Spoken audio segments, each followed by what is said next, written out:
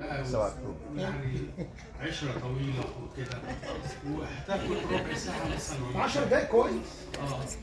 يا دكتور احمد دايما بتيجي عليا مش عارفه ليه. لا ما تقلقش عشان اسمعك، لان انا عشان اسمع وقتك انا عندي ارتباط. هتسمعها ان شاء الله، هخلصها ان شاء الله.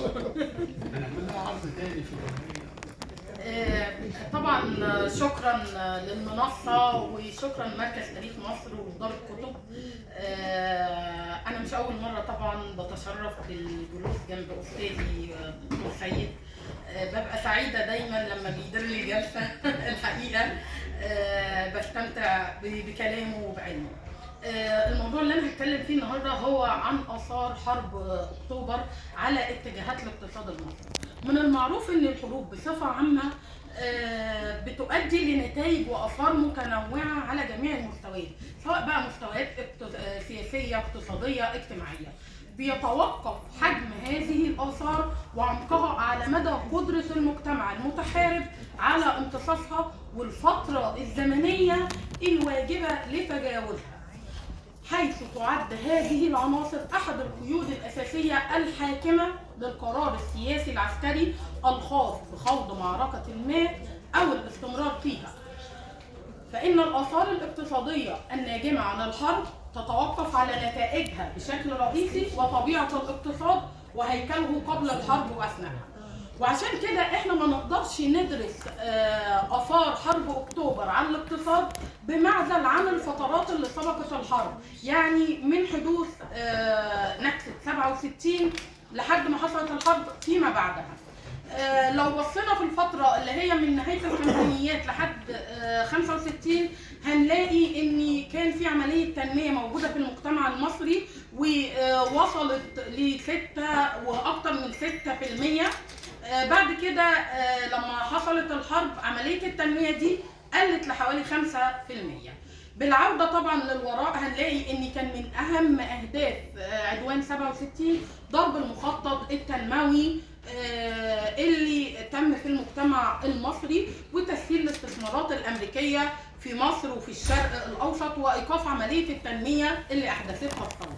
بالفعل العدوان الغاشم حقق اهدافه واستطاعت مصر في مقابل هذا العدوان انها تحقق الصمود الاقتصادي على الرغم من ان الخطط الخمسيه توقفت واستعيدت عنها بخطط ثلاثيه لمواجهه الاختناقات في اطار الاستعداد للحرب، سميت بخطه الانجازات.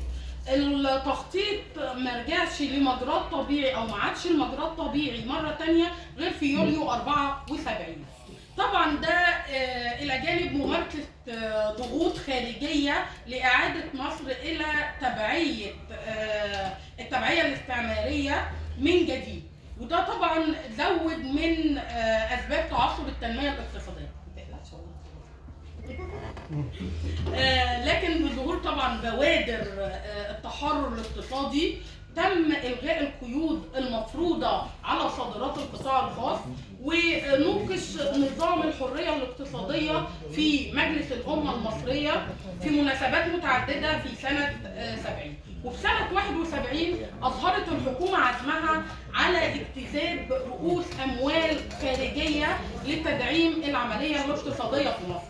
وعشان كده صدر اول قرار او اول قانون للاستثمار في سبتمبر 71 كان برقم 65 اللي اتاح للراس مال العربي ان هو يستثمر في مصر. والقانون ده قال ان اي راس مال اجنبي مش هنعتبره راس مال اجنبي، وقرر ان هو يدي حوافز ضريبيه ليهم وان ما يتمش تامين رؤوس الاموال الاجنبيه اللي موجوده في مصر او فرض الحراسه عليها، واقر مبدا المناطق الحره. مصر طبعا بدات بعد الحرب تتجه لسياسه جديده وهي سياسه الانفتاح. طبعا ده كان رغبه، يعني في الفتره اللي هي بعد ما حصلت النكسه كان في رغبه لاعاده بناء الجيش المصري استعدادا لخوض معركه التحرير، وده ادى لاعاده تخصيص الموارد لصالح المجهود الحربي مش لعمليه التنميه. في نفس الوقت تناقصت موارد البلاد من العملات الأجنبية، وأصبحنا بحاجة ملحة لتوفير عملات أجنبية. وده طبعا بيرجع لعدد من الأسباب، منها إغلاق قناة السويس، منها إن السياحة شبه توقفت في مصر، منها إن الأراضي اللي استولى عليها العدو استولى على الثروات بتاعت هذه الأراضي، وكانت بتقدر تقريبا ب 50 مليون جنيه، 50 مليون دولار أسفل. وطبعا في حاجة تانية أدت لاحتياج البلاد لهذه العملات الأجنبية، اللي هي زيادة الاستهلاك نتيجة لتزايد السكان، فحصلت عندنا فجوة في الموارد المحلية. وطبعا فجوة الموارد المحلية أدت لفجوة في العملات الأجنبية أيضا. من خلال الدراسة تبين ان فجوة الموارد المحلية ما كانتش كبيرة في الفترة دي، بل كانت متزايدة في اغلب الاحيان، وده ادى لتزايد الاعتماد على التمويل الخارجي مع تدني المقدرة التمويلية.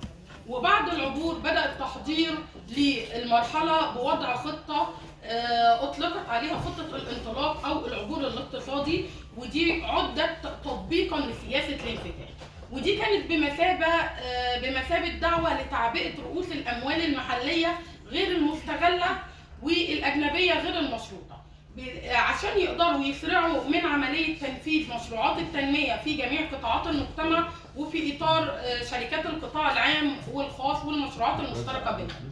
في عدد من الأسباب دفعت مصر إنها تاخد بسياسة الانفتاح، منها حاجة البلاد للعملات الأجنبية زي ما ذكرنا، تحمل عبء عسكري ضخم مما أدى لزيادة العجز في الموارد العامة للدولة، ظهور أزمة الطاقة العاطلة، عجز الميزان التجاري والخلل الظاهر في ميزان المدفوعات، وسوء توزيع التجارة الخارجية. طبعا نتيجة حرب أكتوبر كان لازم يعيد بناء المعدات العسكرية اللي اتهمتها الحرب مرة أخرى. في فترة الحرب وفي فترة الإعداد للحرب البنية الأساسية في المجتمع المصري تهالكت، فكان لازم يعمل ليها عملية إحلال وتجديد